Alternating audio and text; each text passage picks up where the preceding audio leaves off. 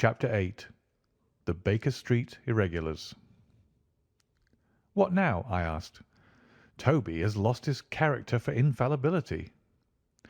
"He acted according to his lights," said Holmes, lifting him down from the barrel and walking him out of the timber yard. "If you consider how much creosote is carted about London in one day, it is no great wonder that our trail should have been crossed.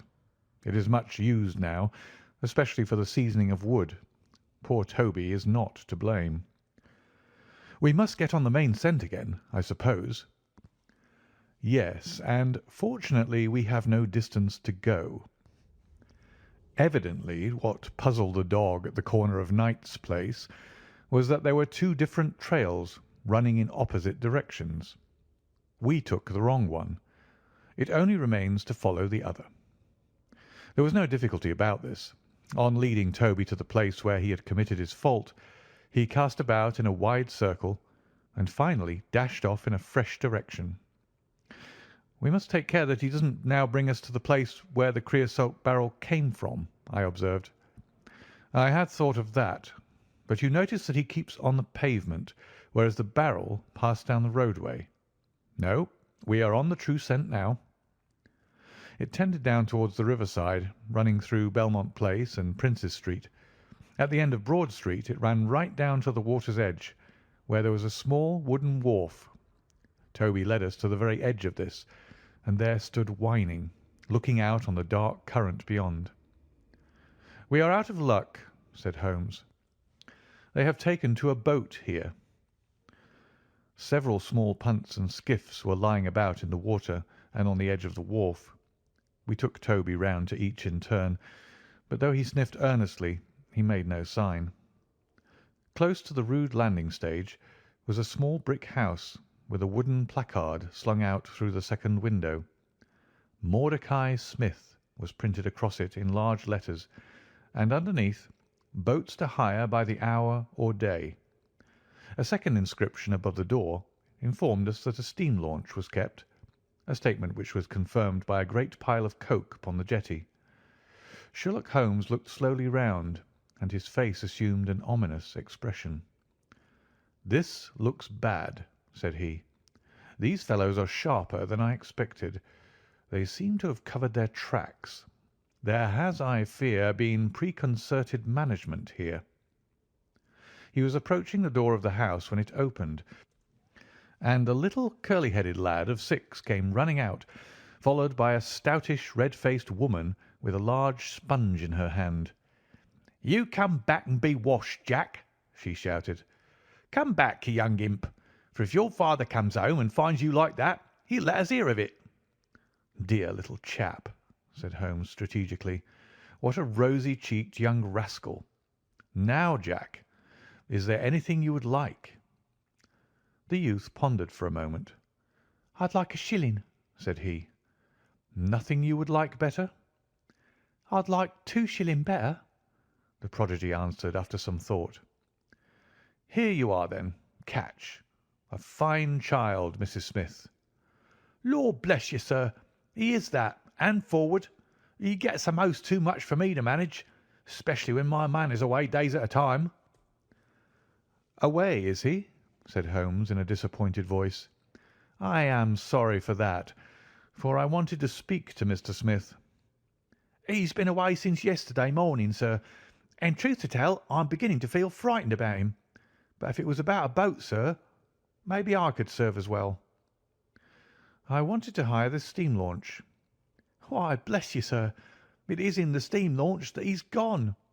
That's what puzzles me, for I know there ain't more coals in her than would take her to about Woolwich and back. If he'd been away in the barge, I'd have thought nothing, for many a time a job has taken him as far as Gravesend, and then if there was much doing there he might have stayed over. But what good is a steam launch without coals?" "He might have bought some at a wharf down the river." "He might, sir, but it weren't his way. Many a time I've heard him call out the prices they charge for a few odd bags. Besides, I don't like that wooden-legged man with his ugly face and outlandish talk.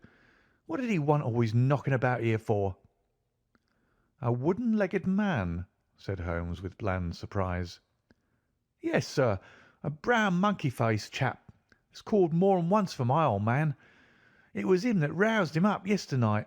And what's more, my man knew he was coming, for he had steam up in the launch. I tell you straight, sir, I don't feel easy in my mind about it."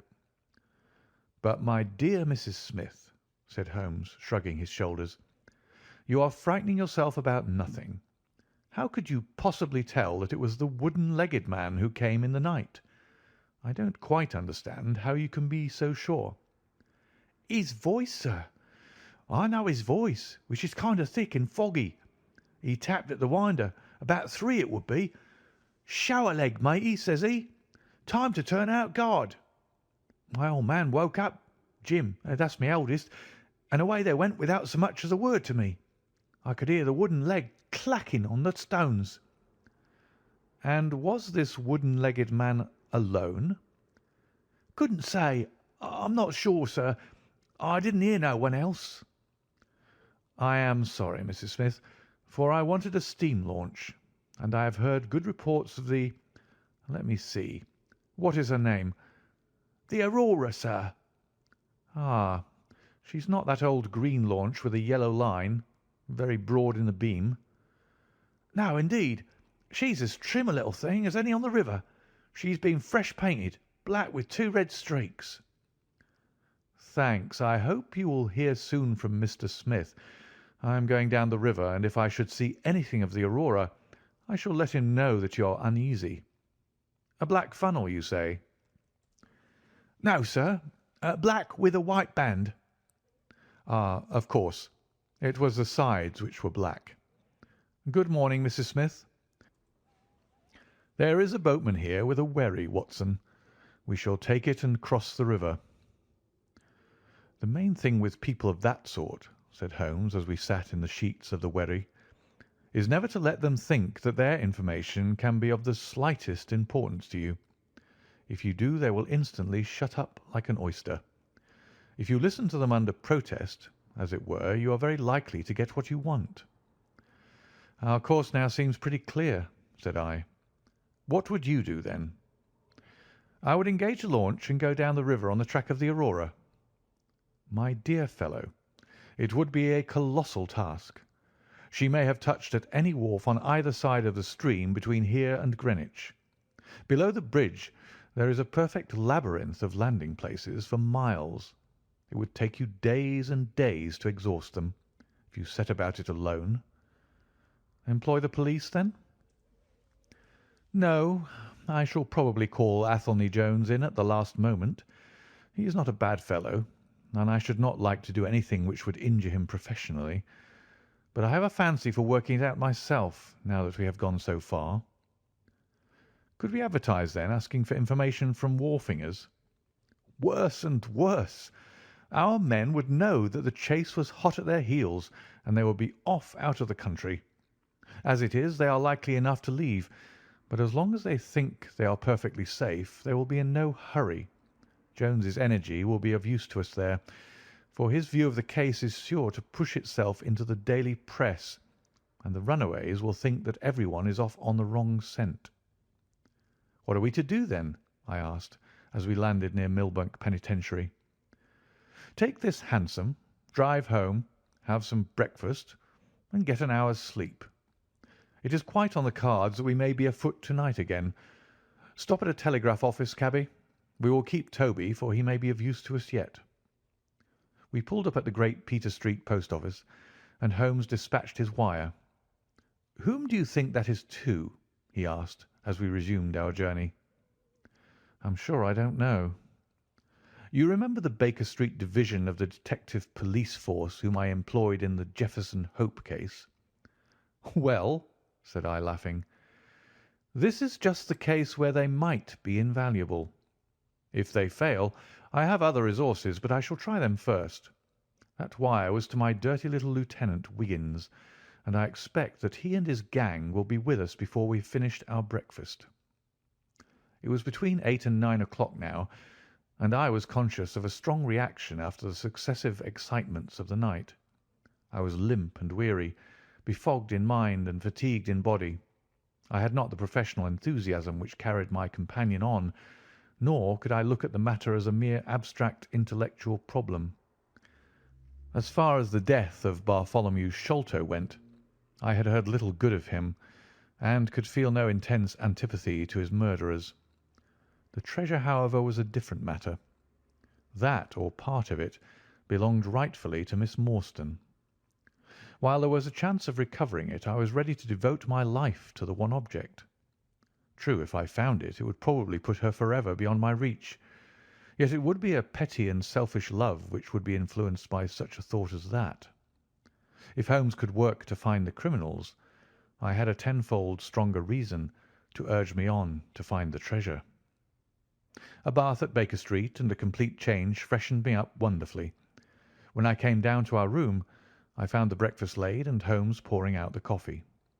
"Here it is," said he, laughing, and pointing to an open newspaper. "The energetic Jones and the ubiquitous reporter have fixed it up between them. But you've had enough of the case. Better have your ham and eggs first." I took the paper from him and read the short notice, which was headed "Mysterious Business at Upper Norwood." "About 12 o'clock last night," said the Standard, "Mr. Bartholomew Sholto of Pondicherry Lodge, Upper Norwood, was found dead in his room under circumstances which point to foul play. As far as we can learn, no actual traces of violence were found upon Mr. Sholto's person, but a valuable collection of Indian gems, which the deceased gentleman had inherited from his father, has been carried off. The discovery was first made by Mr. Sherlock Holmes and Dr. Watson, who had called at the house with Mr. Thaddeus Sholto, brother of the deceased. By a singular piece of good fortune, Mr. Athelney Jones, the well-known member of the detective police force, happened to be at the Norwood police station, and was on the ground within half an hour of the first alarm. His trained and experienced faculties were at once directed towards the detection of the criminals, with the gratifying result that the brother, Thaddeus Sholto, has already been arrested, together with the housekeeper, Mrs. Bernstone, an Indian butler named Lal Rao, and a porter or gatekeeper named McMurdo. It is quite certain that the thief or thieves were well acquainted with the house, for Mr. Jones's well-known technical knowledge and his powers of minute observation have enabled him to prove conclusively that the miscreants could not have entered by the door or by the window, but must have made their way across the roof of the building, and so through a trap-door into a room which communicated with that in which the body was found. This fact, which has been very clearly made out, proves conclusively that it was no mere haphazard burglary. The prompt and energetic action of the officers of the law shows the great advantage of the presence on such occasions of a single, vigorous, and masterful mind. We cannot but think that it supplies an argument to those who would wish to see our detectives more decentralized, and so brought into closer and more effective touch with the cases which it is their duty to investigate. "Isn't it gorgeous?" said Holmes, grinning over his coffee cup. "What do you think of it?" "I think that we have had a close shave ourselves of being arrested for the crime." "So do I. I wouldn't answer for our safety now, if he should happen to have another of his attacks of energy." At this moment there was a loud ring at the bell, and I could hear Mrs. Hudson, our landlady, raising her voice in a wail of expostulation and dismay. "By heavens, Holmes," I said, half rising, "I believe that they are really after us." "No, it's not quite so bad as that. It is the unofficial force, the Baker Street irregulars." As he spoke, there came a swift pattering of naked feet upon the stairs, a clatter of high voices, and in rushed a dozen dirty and ragged little street Arabs. There was some show of discipline among them, despite their tumultuous entry, for they instantly drew up in line and stood facing us with expectant faces. One of their number, taller and older than the others, stood forward with an air of lounging superiority, which was very funny in such a disreputable little scarecrow. "Got your message, sir," said he, "and brought 'em on sharp. 3 bob and a tanner for tickets." "Here you are," said Holmes, producing some silver. "In future they can report to you, Wiggins, and you to me. I cannot have the house invaded in this way. However, It is just as well that you should all hear the instructions. I want to find the whereabouts of a steam launch called the Aurora. Owner, Mordecai Smith, black with 2 red streaks, funnel black with a white band. She is down the river somewhere. I want one boy to be at Mordecai Smith's landing stage opposite Millbank to say if the boat comes back. You must divide it out among yourselves, and do both banks thoroughly. Let me know the moment you have news. Is that all clear?" "Yes, governor," said Wiggins. "The old scale of pay, and a guinea to the boy who finds the boat. Here's a day in advance. Now off you go." He handed them a shilling each, and away they buzzed down the stairs, and I saw them a moment later streaming down the street. "If the launch is above water they will find her," said Holmes, as he rose from the table and lit his pipe. "They can go everywhere, see everything, overhear everyone. I expect to hear before evening that they have spotted her. In the meanwhile, we can do nothing but await results.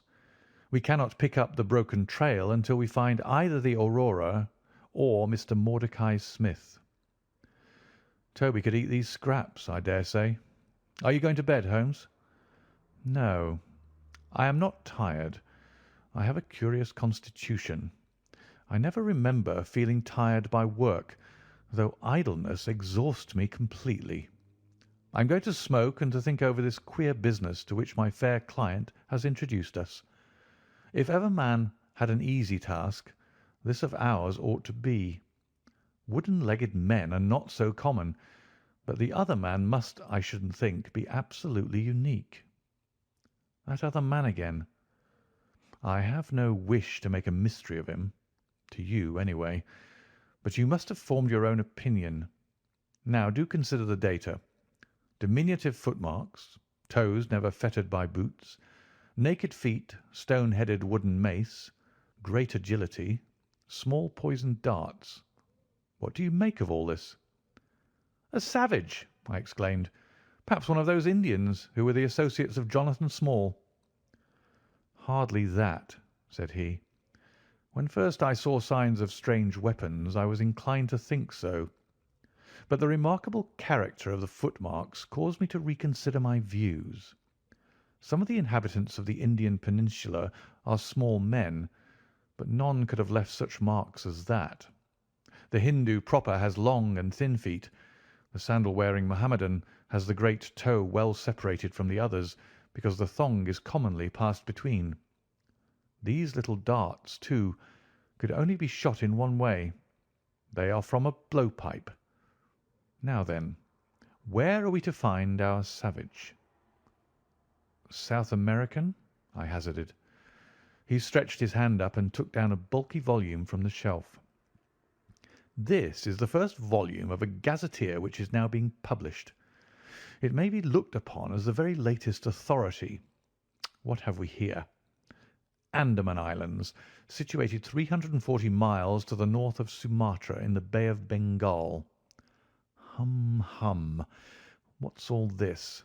Moist climate, coral reefs, sharks, Port Blair, convict barracks, Rutland Island, cottonwoods. Ah, here we are. The aborigines of the Andaman Islands may perhaps claim the distinction of being the smallest race upon this earth, though some anthropologists prefer the Bushmen of Africa, the Digger Indians of America, and the Terra del Fuegians. The average height is rather below 4 feet, although many full-grown adults may be found who are very much smaller than this. They are a fierce, morose, and intractable people, though capable of forming most devoted friendships when their confidence has once been gained. Mark that, Watson. Now then, listen to this. They are naturally hideous, having large misshapen heads, small fierce eyes, and distorted features. Their feet and hands, however, are remarkably small. So intractable and fierce are they that all the efforts of the British official have failed to win them over in any degree. They have always been a terror to shipwrecked crews, braining the survivors with their stone-headed clubs, or shooting them with their poisoned arrows. These massacres are invariably concluded by a cannibal feast. Nice, amiable people, Watson. If this fellow had been left to his own unaided devices, this affair might have taken an even more ghastly turn. I fancy that, even as it is, Jonathan Small would give a good deal not to have employed him. But how came he to have such singular a companion? Ah, that is more than I can tell. Since, however, we had already determined that Small had come from the Andamans, it is not so very wonderful that this islander should be with him. No doubt we shall know all about it in time. Look here, Watson, you look regularly done. Lie down there on the sofa and see if I can put you to sleep." He took up his violin from the corner, and as I stretched myself out he began to play some low, dreamy, melodious air. His own, no doubt, for he had a remarkable gift for improvisation. I have a vague remembrance of his gaunt limbs, his earnest face, and the rise and fall of his bow. Then I seemed to be floated peacefully away upon a soft sea of sound, until I found myself in dreamland, with the sweet face of Mary Morstan looking down upon me. End of chapter 8.